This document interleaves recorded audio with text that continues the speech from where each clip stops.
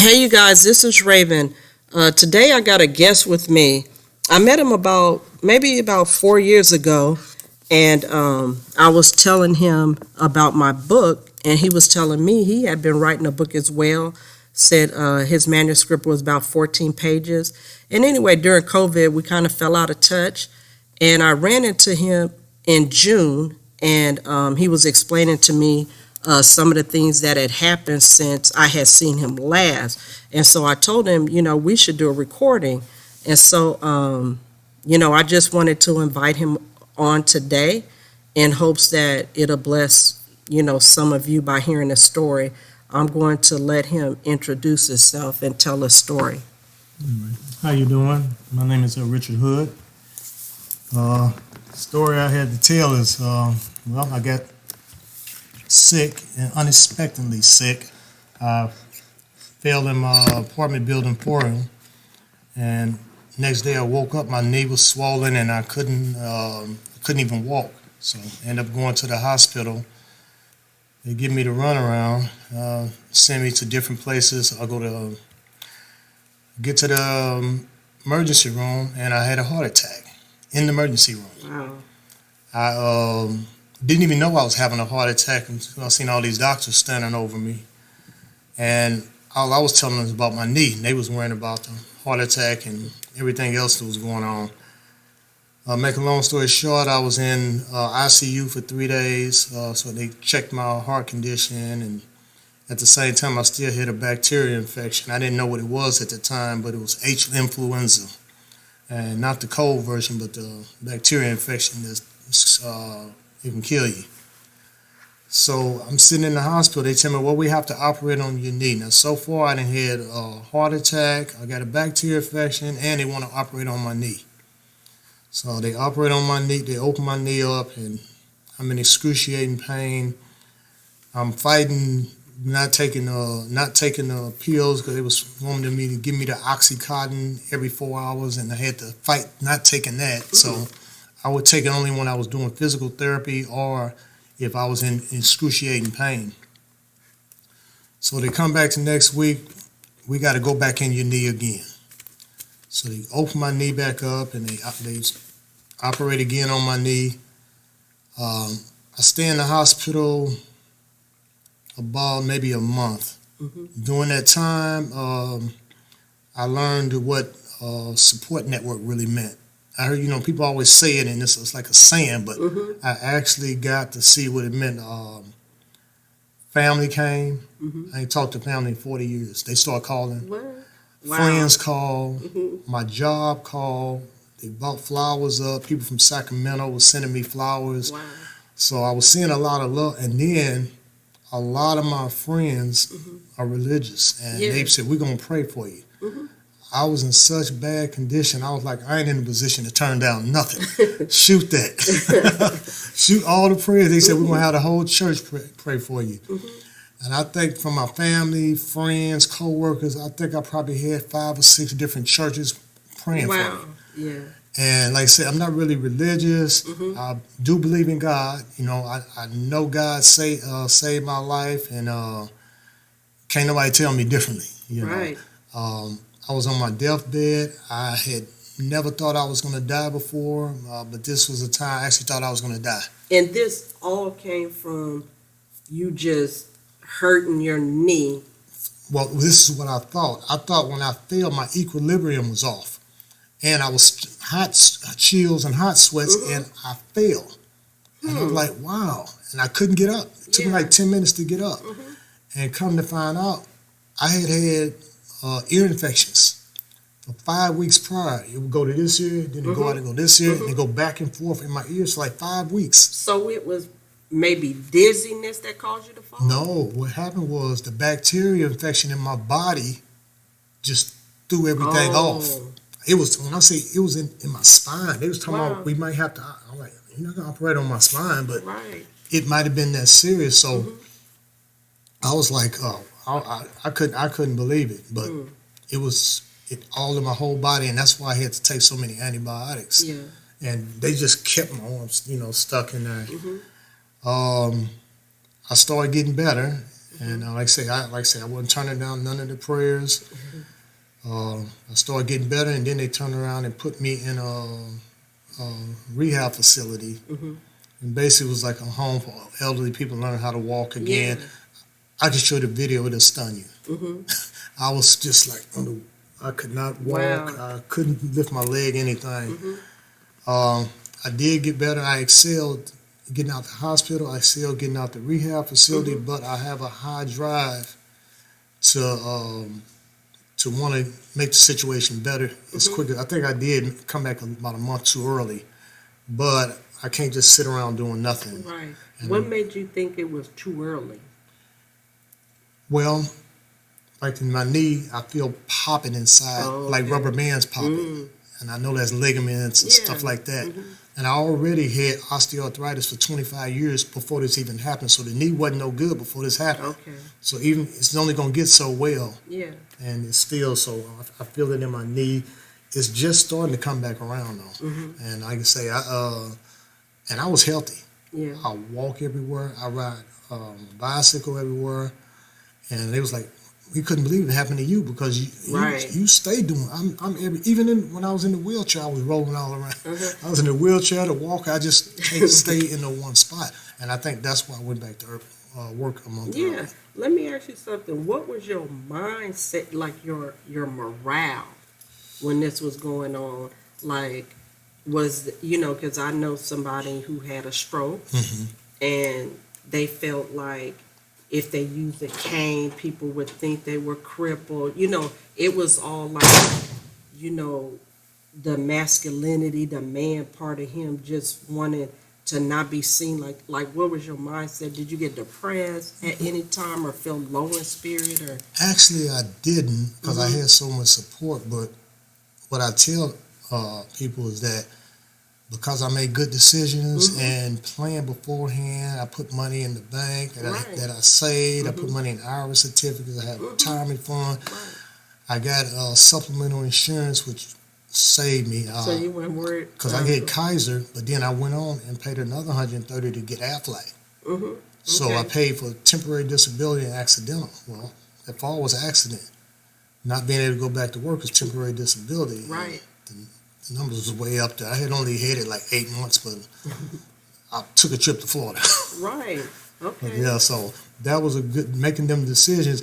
I could lay in the bed and rest on get healing rather than how I'm gonna pay this rent, Right. how I'm gonna pay this bill, and the bills were just getting paid every. And that's a lesson within itself for people to do those type of things that you just said you did, to put them in a position in event something out the blue happened. Like what happened to you? Because if I hadn't saved my money and made good decisions, I probably was a month away from being homeless. Yeah.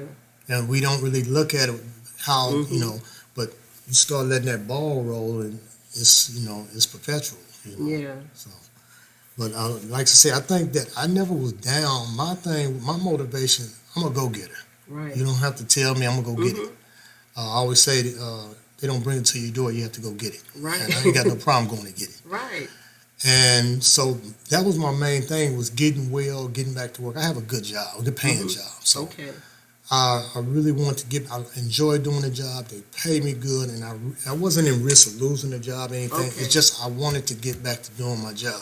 Yeah. And I went back, actually, I'd say November 28th is when I failed. I went back to work February 20th. Yeah. Wow. And that's from 3 knee operations, a heart attack. I'm still seeing a heart doctor now. What? Yeah. Wow. So I got next month I got to take an echocardiogram. So that's next month to see if all this expensive heart medication. So. But it was something, because when I ran into you in June and you told me all you had gone through, I was just shocked, because it's like you couldn't tell it. Yeah. Well, I believe life happen, and it's how you deal with it. You can let it take you down, or you can let it uplift you. And I just try to have the cup is half full type of person. Right. And I try to look at the bright things, waking up in the morning. God allowed me to wake up this morning. So yes, I'm happy. I'm grateful, appreciative, Things happen, and things going to happen in the future. but how will we respond to it? Right. Will we hold or will we fold? Will we still have the same walk we have when we in church, or will when we round the crooks will we fold? Right. So I try to keep my same. I'm older now, so my thing is making amends. 'Cause I was a terrible youngster. Yeah. So now it's giving back, making amends, taking care of the same community they used to run around and terrorize in the 80s. So you have to keep your scales balanced. I'm a karma believer. If I had to say a religion, it would be karma. Okay. And I believe what you put in the universe, you get back. The collateral karma. I just believe we know how to act, so do it. Right. You know what? You and I was talking about that before you decided, to do this. And I shared quite a bit with you about how my walk started. But I just learned today that a close friend had passed in 2017. But the trip part about it, what I was telling you that goes into more than like karma intuition, I don't remember when it was, but I had a dream. And in the dream, I was at her family's house. I never met her family. I never been to their house. But I knew that I was in her family's house. And I was like, where is so-and-so? Where is so-and-so? And I'm walking around looking for her, and I can't find her. But I thought to myself, why would I be gathered, in her family's house with her family, and she's not here? So I was like, God is trying to tell me she's no longer here. Because why would I be gathered with her family? I don't even know her family, first of all, but I remember a lot of their names. And when I looked online, when I first had the dream, I couldn't find anything. Today, why was she on my mind today? I don't know. But I looked today, and then I found, a picture of her. I found she passed May 30th, 2017. And, I was really bummed today. I didn't feel like doing this, actually, but I had committed myself to do it. And we just have to jump on, on opportunities when they come. And I'm just getting a little emotional now, but I saw a picture of her.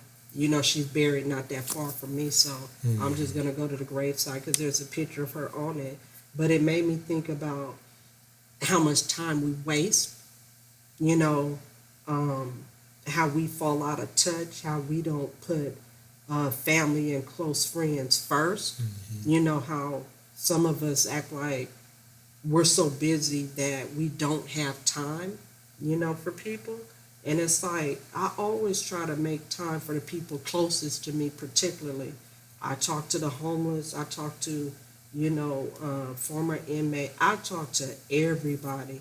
And if I run across a homeless and I'm not in a hurry, I'll get them something to eat. We'll sit down and we'll eat together and have a conversation. I know some of their names. They know my name. And that's just how, my personality is. But that's where I said it goes into more than like intuition, because it's like I wouldn't have just thought up being in her family house. What they call that, deja vu, when you've been there before? Well, I had never been there. Well, in your vision, you've been you've been something like, I've been there before. Yeah, I experienced that, but I'm just saying I've never met her family. I never been in their house, but in the dream, I knew that I was in her family's house, and I was like, of course I wouldn't recognize nobody because I hadn't met her, but that was by me going from door to door looking and asking for her, and she not being present. I knew she must have passed, and that I was gathered with her family, because they were grieving. I just didn't know, but I think that was a subtle way. And then when it hit me today, my morning just started today. Yeah. It's life is precious, and we can't take for granted that tomorrow is going to be here. I don't know if I'll be here tomorrow, so now why did I do it today? So that's the way I look at things, and I try to enjoy every day like it's the last day. So if I go, I can say I did everything I want to do. And that's how I try to look at things. Make the day the best way as can. Believe in self-care. You treat yourself. I don't believe in just working yourself into the ground. Right. You have to keep it. That's why I say keeping the scales balanced. That's what I believe in. And when I say the scales of life, they have them all around us. Even have them in the courtrooms. So, but it's keeping things balanced. I think the Chinese was up on it a little bit, and when they hit the yin and the yang. Yeah. And it's keeping everything in tune with each other. And I think sometimes you have to be in tune with yourself. A lot of times we're not in tune with ourselves, so how can I deal with the next person? Right. Yeah. Another thing, when you and I was coming up a little while ago, you were saying you had quite a bit of talk about, like you said you had done some time. Oh, I did 34 years. And a lot of it was self-inflicted. A lot of times we love to say, well, the white man did this, police did that, the Mexican did this. Be like, well, what you do to yourself? Right. I used to see it all the time, and I like dudes all the day long would walk the yard and make sure nobody hurt them. But then they would do something detrimental to themselves. Yeah. And I'm like, well, if I'm doing stuff detrimental to myself and I'm cool with it, does that make me a psychopath or something? So I was like, you got to self-evaluate. Come on now, if you seen a guy cutting himself down the street, you'll think he was crazy. Yeah. So I had to stop doing detrimental things. Right. And I did that in 2010. And that was a serious situation. But I almost died in 2010. So. Wow. But let me ask you something, because something stood out to me in a movie. It's called In the Hive. And it had Michael Clark Duncan, it had Vivica Fox, it had Loretta Devine, and it was a rapper basically, and his dad had gone to jail. His dad sold drugs, and they expected him to sell drugs. He was a teenager, and he was a teenage father. And so they took him to the second chance school where Loretta Devine and Michael Clark Duncan was there. And, he kept doing stuff, and she was like, if you keep living like this, you're going to end up in a grave or in jail. And he said, I ain't afraid to die. And she said, no, people like you are afraid to live. And that always stuck with me, because if, a lot of young black and brown, if they're not afraid to die, if they say I'm not afraid to die, that's because they don't really have nothing to make them want to be here and make them want to live. I'm going to tell you my opinion on that. You have, I call it a fear factor. Youngsters lost a fear factor. Yeah. Like right now, I have a fear factor. I'm not going to commit a crime. I'm not going back to jail. Right. I'm going to follow the rules. Right. I have that fear factor. But when we're young, the first thing we say, I don't care. Right. I don't give a... Right. And they don't. So when you sit in front of that courtroom, what you think the judge is going to say? I don't care. If you don't care, I don't care. But don't you think if somebody has something to live for, they wouldn't walk around, I'm not afraid to die? Sometimes, not all the time. Every person is different. But you have people have a lot, don't appreciate what they have. That's true. You have millionaires that won't act right, billionaires that won't act right. Yeah, that's true. So it's like they got something. It's just what we value. And that's what I had to learn. People be like, oh, they ain't had no values. No, he had values. They were bad values. He valued the women. He valued the drugs. He valued alcohol. He valued the party. Right. That's what. So his perspective was twisted. What he valued was the wrong things. But now, what you value now ain't what you value when you was a teenager. Right. It shouldn't be. It shouldn't be. But that's another story. Right. You have a lot of grown people walking around that's children. Yeah.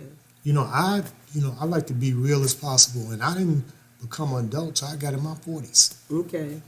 I mean, it's good you arrived, though, I was but a male running around with a 16-year-old's mind frame, but I'm in prison telling these people what to do. yeah. So I'm like, so you in an environment it's not it's abnormal. Oh, somebody just peeked out. But they want you to expect as if you was in a normal, but it's not a normal situation. Mm-hmm. But you got to conduct yourself as it is, and it kind of plays tricks on your mind. After so many years and decades, you don't know what's right, what's wrong, because I've been believing these rules, and what I was supposed to believe, I didn't, and what I didn't believe, I did. Mm-hmm. It's like you say, don't talk to the police. Mm-hmm. But then, as soon as something happened in your house, or Right. you want to call the police. Right. And it's a cold thing now because you can call the police and get killed. Yeah, well, it's probable It's to get killed. happening. Yes, it's probable. So you don't know whether to call them or not. I just try not to put myself in situations where anything can probably happen. If it's destiny, ain't nothing you can do about it. Right. But you can not put yourself in situations. Like if I see people over there arguing, I'm not gonna go over there Right. because you don't know what's liable to yeah. happen. So it's being aware of yourself, where you at, where you trying to go, and having the. I think, like you said, didn't have nothing to fight for. Didn't have nothing. I always say if you fail to plan, you plan to fail. Right. Yeah, I heard that before. It's like some people don't have, like say they're a teenager, and they don't have a good relationship with their parents. I remember being at a gas station, and the little boy may have been 9 or 10. He asked me, could he pump my gas? And I'm like, he should be in school.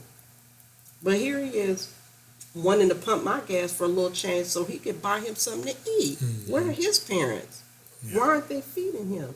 I mean, so some of these kids, they drop out of school because they have to hustle. Well, like my situation, I was in a similar situation. My situation, I was beat, kicked, punched, choked, thrown across the room continuously from 5 to 8. What? So I left home at the age of 8. I've been on my own since 8 years old. And when I say run away, I didn't run away down the street. I ran away to different states. This is like my 3rd time out here in California. Wow. I've been all over the United States, but it's nothing. This is, like you said, what is that child doing out there? So it end up to eat, to get a warm place to stay, I end up lying. I end up becoming a habitual liar. Right. I would lie when I didn't even have to lie. And it went into my adulthood. But I'm just looking at you, I'm like, at 8. Yes, 8 years old. And I would get up and be gone. I would leave with nothing and have a pocket full of money when I get where I was going. But you learn to, if you want to. But you took risk, huh? Oh, I took way past risk. That's an understatement. I look back now, this is in the 70s, and I'm jumping in truck drivers' trucks for a ride to another state. And this was back when it was bad. Yeah. So I look back and I'm like, wow. So, when we was coming up back then, they said, well, black man ain't going to live to see 25 years old. Yeah. Let me ask you, so what time did you go when you did 34 years? That was from like age to 22 to 58, Wow. 57, I somewhere hear around you. there. Yeah. All prison. Wow. Yeah. And prison is a nasty environment. It's not it's not good. Oh yeah, you know what? I met this guy about 5 years ago, Caucasian guy. He did 30. He said he had robbed a place when he was 17. Somebody was in the house, somebody got killed. He didn't do the shooting, but they all caught a murder case. And I look at him, he's clean. No alcohol, no drugs, no cigarettes, no really habits. And so I remember him telling me he got hooked on drugs. I'm like, when was that? He was like, in jail. And he said, I got tired of spending my money on drugs, and I stopped in jail. He got hooked in jail and stopped in jail. Hmm. I was like, wow, the same crimes that go on outside go on inside. Oh yeah, You and more, know, right? and more. Exactly. It's like I was strung out on drugs Hmm. in In 1987. jail. No, Oh, on the okay. street. I was in the Tenderloin. Matter of fact, Hmm. I was homeless, living on 8th and Market Hmm. on the ground. Yeah. With a Jack in the Box or whatever it used to be. Hmm. Right there. I remember that. Yeah, Yeah. now they said like, so now I kind of feel a gravitation at working in the Tenderloin because I remember when I was on parole and the parole, I said, you going to move once you get off? I said, no. I said, I want this fresh in my head so if I'm ever stupid enough to do drugs, it's fresh in my mind. Wow. Yeah, And because I thought it was kind of cold to put people in that environment coming out having done 28, 30 years because I felt they're vulnerable. you have to have a vision. You have to know what you want. You sit up in all them years and you be like, I'm going to do this, and this. So when you get out, you got to follow the script. You can't, and when you don't follow whatever you said, I tell people all the time, you follow your script. You know what it is. Because if you deviate from that script, it's going to go bad because that ain't what you planned. Yeah. I look at California and how expensive things are, and I wonder how you can stick with that plan. Well, you have to It takes discipline. Definitely. I have 3 things on my wall when I leave out. It's discipline, self-restraint, and perseverance. And I feel if I do them 3 things in a day, I'll be all right. You good, yeah. And I do the discipline to do what I'm supposed to be doing, and the self-restraint not to be doing, to not do what I ain't supposed to be doing. And when it get hard, that's when we persevere. So, and it's gonna get hard. Right. But I figure if I do them 3 things in my day, I ain't got nothing to worry about. That's good. So yeah, like I say, I was, when I was strung out on crack cocaine in the 80s, mid 80s. Yeah. Tore me down. I conducted myself in such a bad manner. It scared me that I could even conduct myself in that manner that I stopped doing crack cocaine in 1987. Wow. That's how it traumatized me that bad. But it didn't traumatize me. It didn't traumatize me enough not to do drugs. It just traumatized me not to do crack that one. because I identified that to my behavior, but really it wasn't. But this is how I seen it. So I have not touched crack cocaine. So you could sit up and they could be right there smoking right now, and it wouldn't even bother me. Mind you, saying putting people back in that environment, where you have to address your issues. You can deal with it now, or you can deal with it later, but you're gonna deal with it. Right. And that's what's coming out now. All these people coming out of prison because they supposed to been let out of prison, but they already did the work to better themselves. It's like you said, you commit a crime, and so that crime don't be in vain, then make yourself a better citizen. I hear you. Yeah. I remember hearing about, the Super Bowl was out here, I don't know, like maybe 5, 6 years ago, whatever. And it was in Santa Clara. And I remember one of the football players, when President Obama, former president, was in office, he gave some people some pardon. They got out of jail, and his mother was one of them. His mother and his grandmother was both in jail together, and the daughter wouldn't roll over on the mom, so they both was in jail. And so the mama was in there, I think, like 30 years or so. Look, when Obama let her out, I think she was in a limo or a taxi or something. They picked her up. That guy locked the doors. She panicked, like, let me, because it's a cultural shock. Yeah, You like, why he's locking, like he's getting ready to kidnap me, take me somewhere.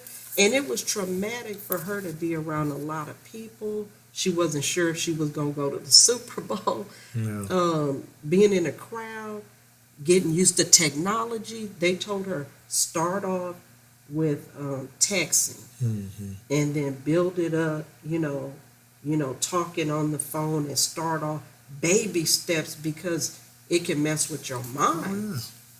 It's a new world. If you come out and you went in when we had phones where you couldn't go far from the base Mhm. or it cut off, Mhm. and then you come to just talking into it. Yeah. I mean, in the car, the technology in the car, just everything we're doing, it could just blow your mind coming out brand new Mhm. to this changed world. Yeah, I took my driver's test in April, Hmm. and Well, this April? mhm. Hmm. I waited 3 years because I had no need to get a car because I Right. stayed next by the BART station. Hmm. But I took it. I took it in an electric Mustang, and I didn't even know it was on when it was on. So Hmm. I think the worst I did was I was driving too slow doing the test, but I passed. You know what? When I first got the car I got now, I felt I was scared. Like I had never driven before, and I was driving slow. I didn't know a lot of stuff was in there, that even the seat warmers, all of a sudden I just felt like, why is my butt warm, you know? Mhm. And then I realized there's seat warmers, there's so much stuff. I just felt like I was really scared because Yeah. I wasn't even used to the technology, because the car I had was much older. I had it about 13 years, and then I bought another one brand new, and I just wasn't used to all that technology. Mhm. You know, so I was scared I was gonna get in an accident. Well, it's funny that you say that because now where I'm at my job, I have to learn this technology Mhm. to keep up with the Joneses. Right. So to get The promoted Jetsons. to get We ain't promoted. even keeping up with the Joneses. Well, We keeping up with the I Jetsons remember now. when we was back in the '80s, we would say, "Well, when the Buck Roger days, well, they here." Mhm. Right. Oh, no doubt. Yeah, they're here. So things change, but I do believe that you have to adapt. You have to make adjustments, and if you can't make the adjustments, you're going to succumb. I applaud you. I mean, because just your outlook, Well, your thank you. outlook on life, and Well, you it took know. me a long time to get there, and let me tell you, I seen psychiatrists, Mhm. psychologists, Mhm. therapists, Mhm. counselors, self-help group, cognitive behavior Mhm. therapy. I did everything. But see, you put it in. You put work Yeah. in. Well, that's how I wanted to change that bad, and it started back in 2011 after they tried to kill me in prison. And Wow. I was, when you're sitting there by yourself, you'd be like, who all can you blame? Mhm. You're sitting there by yourself. Right. So I'm like, wait a minute. That's when I got to that doing things that's detrimental to yourself. Because I Mhm. remember I talked to a psychologist, and she said, well, have you ever been suicidal? I said, yeah, several times. Mhm. And she double clutched in her chair. Right. And she said, what'd you start? I said, well, I used to carry guns. I used to gang bang. I used to carry knives. I did Mhm. drugs. I drank alcohol. Right. All that is suicidal. And then she eased back in the chair because Mhm. I'm just letting her know I understand what detrimental behavior is. Yeah. That's suicidal behavior. Mhm. And when I linked it to that, the way you think about something is how you're going to act accordingly. If you think it's something bad to go over, you're not going to go over there. Mhm. But if you think it's okay, you be over there looking around at all. Yeah, I never really looked at being suicidal in the way in which you just explained But it. it is. But it is. Yeah. You're right. Um, I it used definitely. I used to be surprised at some of the stuff. I wouldn't let you do it, but I'll do it. Oh yeah, So I I've had to been there too. I had to evaluate that though. Right. I don't just sit there and then okay, now I want to change, but I don't know how to change. Mhm. I don't even understand why people turn themselves in. So I started asking lots of questions Mhm. because I didn't know why people turn themselves in. Mhm. Why do people be honest? I wasn't taught that way. I was taught you can steal if Get you don't out get of caught. it. If you don't To get get caught, you out. okay. This is where. But Uh-huh. that's that abnormal Right. thinking that you go through life thinking this is how you know. Mhm. It's like somebody could drop $100 bill on the ground. I'm not gonna touch it. Right. Why? I'm like It's that. not mine. I'm like that. You know what? I went to the ATM and I withdrew 100. It gave me 5 $100 bills, and my receipt said 100. My bank said it took 100, but it gave me 500. They didn't even know that it was doing that. The people who own the ATM, until I called them. This happened on a Sunday. I called the number on the receipt. It was closed. I called them Monday. Only me and a Hispanic lady was on it. She had taken out 80. It gave her 4 $100 bills. Ooh. She gave it to them they failed to put a sign on it on So there. it's And so still when I going. went, Mm-hmm. it was like that. And I said, hey, you need to put a sign because, oh, yeah, I forgot. I'm like, wow, somebody told you already. But anyway, when I called that Monday, I kept telling them it's dispensing. Like, I took 100, it gave me. So anyway, come to find out, the guy put $100 bills where the 20s go. They lost $13,000, and only me and that lady was honest. And then I went to the other ATM before, one day, different ATM. I get out 100, going choo choo choo choo choo. It's stuck. It give me an extra 20. So 5 of them come out horizontal, one come out vertical, extra. And then I go in there, I give it to them. So I'm like that too. I mean, if I see it and there's absolutely nobody around, I don't know who it belongs to, that's me, that's my blessing. Because I find money all the time. But I find phones, and I'm like, hey, is this yours? Somebody get up and they wallet there, and I'm like, hey, is that yours? Oh, thank you, you know. And so, I mean, that's morals. Because when I grew up, my dad was, 2 words we always hear is morals and values, morals and values, morals and values. So it's like, if you was raised, you know what I'm saying? And even though I could use the money, like the extra 400, and some people might have said, oh, God done made a way of my escape. I was wondering how I was going to pay my car note, and think that's their blessing. God done opened a door for them. It's a trip that you said that because they used to tell us that they say, what is criminal thinking? And criminal thinking is what you tell yourself to justify the act. So that's a blessing. I get that. Yeah. And that's what. Right. But I had to remember that's what the first thought of committing a crime is, saying it's okay. You know, once you okay it, then there's no, and the floodgates open. So I just be mindful. You know, what's right, what ain't right, what's you know, what's mine, what ain't mine. And like I said, I got to keep my karma right. But Okay. you know, if you think about it, to me, like I do what come natural to me. You know, so me giving the 400 back that's not mine, that's natural to me, Yes. to be honest, in that manner.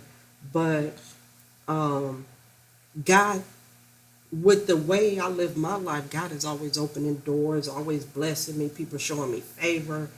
So I don't even worry about that kind of stuff. But you know, like you said, you can see it and not even trip off of it, because doing the right thing make you feel good. You know, Yep. and it's self-discipline not to let something outside of you control you, or not let money lead you to sin. You know, And I'll try to keep the attitude, don't let nothing lead you to sin. right? Exactly. You know. Whatever that temptation, I'm not tempted by that. I might be tempted by something else, but I'm just saying, like, none of us are perfect. But that's not my thing. Like, that's not a big deal to me. Like, I remember I have a friend, and her thing, she knows it. So if she see a bank statement there, she gonna look and see the balance. You know what I'm saying? And so, like, I trust people in different ways. Like say if I was in a relationship, I trust her around him. But if I got a letter here, I don't trust leaving it there because I know she's gonna read it. You know? Yeah. So that's another thing too, is just the company you keep. You know? I had met a guy this weekend, and I was in Jack London Square eating lunch, and he seen me and he stopped. He said, "No, I know him," and he had only been out like a month. I think he did 30-some years. Wow. Now, I don't know who he is now. I know who he used to be, Right. and he used to be a bad person. But at the same time, I told you I can get you a job, but as far as it go. Yeah, but you kind of want to see where he's at before you refer people, because sometimes, you know what I'm saying? Well, 'Cause- that's why I say I can see. All I'm gonna do is refer him to the employment program, and they're gonna do his resume, cover letter, and wherever they can get him a job. I think everybody deserves an opportunity to get a job, and that's why I give them jobs. So when you get out, you can't say I didn't have a chance. Yes. You had a chance, you might have misused it, but you had a chance. Right. And I believe give everybody opportunity to make it, and most people come out here and make it. I think like 9 out of 10 Yeah. actually do what they're supposed to do. You know, and it's just I'm glad to see them letting people out. Oh yeah, particularly like a lot of crimes that were committed by black and brown, they tend to get a mandatory sentence that's twice the amount or more than the You counterpart. talking about mandatory? That's No, but enough. I'm just saying, like, say you get caught with something on you, a certain amount of drugs, and that person does a year, and you catch 20 Well, years. let me tell you what happened to me. I got 25 to life for a knife laying on the ground. Yeah. But they don't even know it's yours, right? Well, no, But it was on the ground. it was on the ground, and when they came to ask me about it, I'm young, I got a smart mouth. Okay. They said, "Okay, it's yours," Okay. and it been mine until just April when I got off. And this happened in 1996. It been mine all them years. Yeah. Wow. So talking about what you get for, and they be like, "Oh, it got to be more than that." Matter of fact, I hit the paperwork today where it said 25 to life for possession of a knife. Didn't even use it. Wasn't attempting to use it. Really? Yes. Wow. So it was, like I say, I went when it's time to get out and I go in front of the board. The DA didn't even show up. They always show up. I ended up getting out on my first time. That's like unheard of. Yeah. But that's how serious I was. That's how dedicated I was. When I went in there, I let them know I wasn't playing because I knew they wasn't playing. So you can't play with people. You got to go in there and be about business. They looking in. She's like, I was serious. And then when you asked me something, I told them, and I ended up getting out and I ain't looked back since. That's great. I mean, and like when I met you, you said you had a book, and I met a couple of other people with different programs out here that help people who were inmates get jobs. It's good that that program exists because a lot of people won't hire people. They think once they've done something, they're always that person. But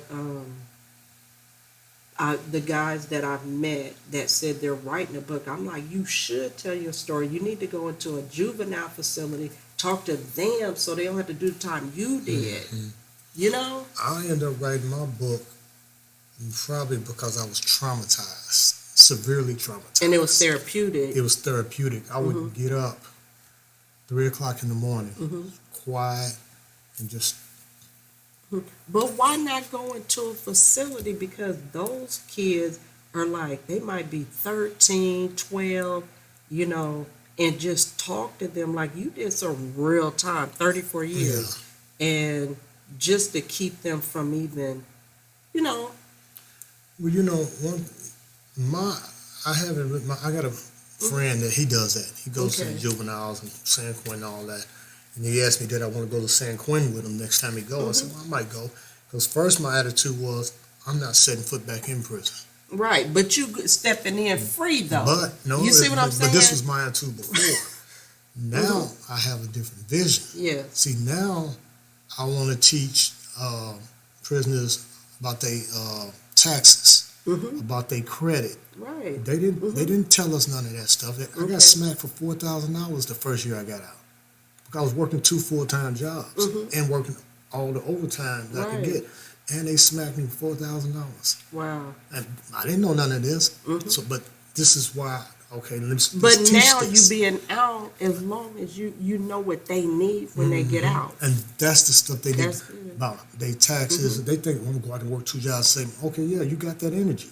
But then you're going to make too much to where you're going to owe. And that's what happened. And I didn't know, nobody told me that. I'm thinking, I got a lot of money coming back. I didn't have nothing.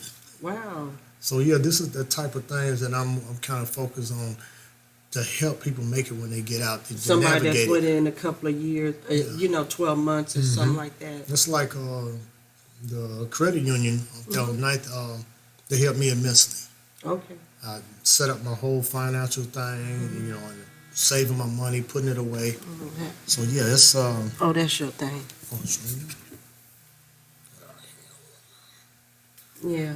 So yeah, that's I'm into looking for the future, not the past. And a lot of times they want to keep looking back. No, how I'm going to, how I'm going to set up my retirement fund. How am I, because I don't want to be 80 years old with nowhere to stay because I didn't make the right decisions. Right. And I have to make good decisions because I'm making these decisions later in life. Yes. Now, you can't afford to be making. You got to make your And the world your is decisions. changing. You got to make them count because if you don't, it'll be catastrophic. Let me ask you something. So you said you left home at 8, right? Mm-hmm. So you hadn't been around your family that long, and you've been into other states. Were Yes. you able to reconnect, like find your mom or find your dad or find, No, my attitude was getting. I love my mother, Mhm. and I used to thought I hate my father. Mhm. When people brought up family, the word enemy popped up. Wow. That's what I get it. that's I what do popped get up it. was enemy, and it took me like to 2018 to snap out of that. Mm.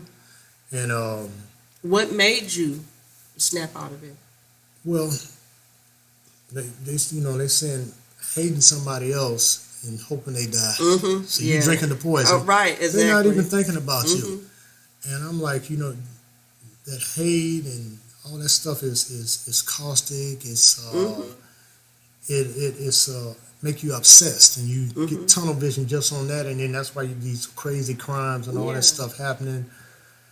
And I just And like I always believe in, as long as a person atones for what they've done, then they should have, another chance. Like, because none of us are perfect. The Bible speaks of, it says, forgive us our sins as we forgive those who trespass against us. So that according to, so when you hold things, I mean, how do you expect God to forgive you?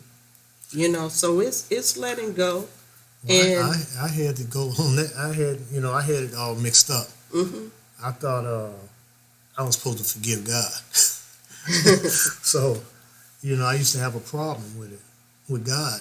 And I mean, serious. And I used to be like, well, you let me die. I mean, you let this happen to me. Right. You let this happen to me, and this happened to me. And then I started like, wait a minute. What about time He saved your life? What time He kept you from going down that alley? Right. So I'm like, you're gonna put stuff. Now we go back to the scale.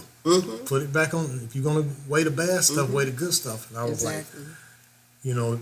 like, if I'm gonna look at the good, I look at the bad, look at the good. And He saved my life. So I end up letting that go. So Yeah, and that's maturity. And my thing is that when you see a pattern of things, sometimes you see a pattern of things with different individuals, and sometimes it's isolated events. And so, like, if things are isolated, they're easier to let go. Especially when somebody does something that out of character. You know what was hardest to let go? What? My thinking. Yeah, because you got, I started off, I learned my rules, values in boys' homes, group homes, juveniles. These is where I'm supposed to learn how to act, how to conduct myself. And what I did get to prison, I was able to successfully make it because of how I was raised. When I was raised from a child, you beat them into the dirt if you want them to do something. Because that's how I was treated. Wow. So when I went to prison with that mentality, guess what? I don't have no problems in prison. And I'm not no big guy. Right. But my mentality, I didn't know that I wasn't no big guy.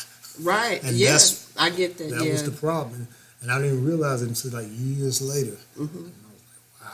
But you know what? In hindsight, and based on what you just said, it's almost like those beatings thrown across kind of built you into this hard, like, where it made you be able to sustain what you was going to go through in prison. Well, this is the attitude he gave me. If you want to get something done, use violence.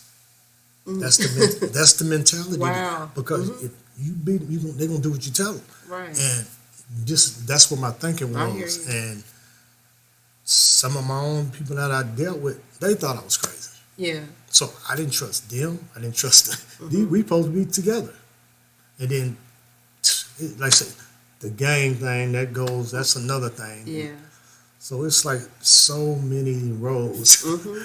It's just different things. That's why I say to leave all that in the past, to Mhm. move forward, to look Mhm. ahead, and you know, be stronger than you. That's what you just have to do. Yeah. Be stronger than yourself. So, you reconnected? Yeah. Now I go see my parents. My father called me. He'd never called me in my whole life. Mhm. He called me in St. Louis. I think that's because my sister made him call. Oh. But when I was in the hospital, he called like every other day. Mm. He never called me.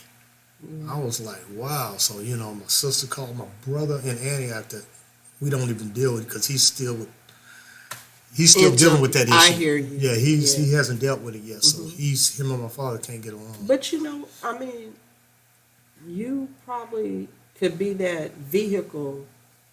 I mean, having been where your brother is, having, you know, But help. if you don't do the work, you're not going to get there, Mhm. and you're not going to get it through a bottle. Mhm. You got to work on you. You got to work on. Okay, man, I'm tired. I'm tired of being tired. Got to make some Right. changes. Mhm. I need help. However you got to get it. They say, But they don't. But some people don't know how to do that. that's And why. I'm just saying, you've learned and done that. Like you said, some of the things nobody showed you. Well, you have to learn how to communicate, Mhm. and a lot of us don't know how to communicate. That's why we end up in train wrecks and crashes because Right. we don't know how to communicate. Once I was able, it's funny that, and people always say, "I don't do no talking," Mhm. but what they actually mean is, "I don't know how to talk." But that's because when I was young, I ain't gonna, I'm because I don't know how to talk. But once I learned how to talk, I saved myself from being put in situations that I could have avoided, or I could have walked away from Mhm. when next you know we over there fighting or whatever else. Mhm. And it just makes your life so much easier when you can communicate and talk to somebody. Yeah. Even just expressing yourself. They ask me how you feel. I used to couldn't tell you how I feel. I'm all right. I'm cool. I'm straight. But No, you know what? People still do that now. I know people going through stuff, and you say, "How you doing?" "I'm doing fine." "How you doing?" Or "Finding you." because they was taught how it's a difference how you what you think and how you feel. And some people don't. They don't want to know how you feel. I've Hmm. had people call me and, "Hey Ray, how you doing?" I'm like, before I can say, "Oh," they telling me what they called for. Okay, so But that I'm was just a. saying, you just asked me how I was doing. You gonna let me Mhm. tell you how I'm doing? Yeah, because if you ask Like, me how I feel, I'm gonna tell you exactly how I feel. If you tell me what are you thinking, I'm gonna tell you what I think. And I hmm think that gets me in trouble because I speak my mind. If I feel some way, I'm gonna tell you how I feel. right, You're not gonna be able to get it misconstrued. You're gonna say, this is what he thinking. yeah, And sometimes people don't want to hear what you think or even that's hear the true. truth. And I think dealing with my brother, he's just not at that thing. So I just he called me about a couple months ago. hmm Like, oh, you ain't stay in touch. I said, well, we never It's stay two in way. touch. Yeah, I that's said, we yeah. never. I said, don't act like we friends or buddies. You talking about your brother? Yes, Wow. but Yeah, but I hear yeah, you. we don't keep it real. Right. You know, I was locked up 34 years. He didn't send me a dime, Yeah. and I didn't care. You don't hmm owe me nothing. Yeah. I got out after like a year. He said, I need some money. Well, he gonna ask you. Yeah, but he the same one said I wasn't gonna make it. They set me up in the tender line, this, that, and Wow. other. And I said, I ain't going to Antioch, but if you come to San Francisco, I'll give it to you. hmm Now remember, he did nothing for me, but you Right. didn't owe me nothing. And I knew it took a lot for him to even ask me. hmm So I said, you can get that. A lot of people say I wouldn't have gave him nothing, but it's Right. not about him. It's hmm about keeping my mind right, keep my karma Right. straight. I hear you. You know, and treating people how you want to be treated, and knowing it took a lot for him to ask me for anything. And that's big. I mean, I look at that too. You know,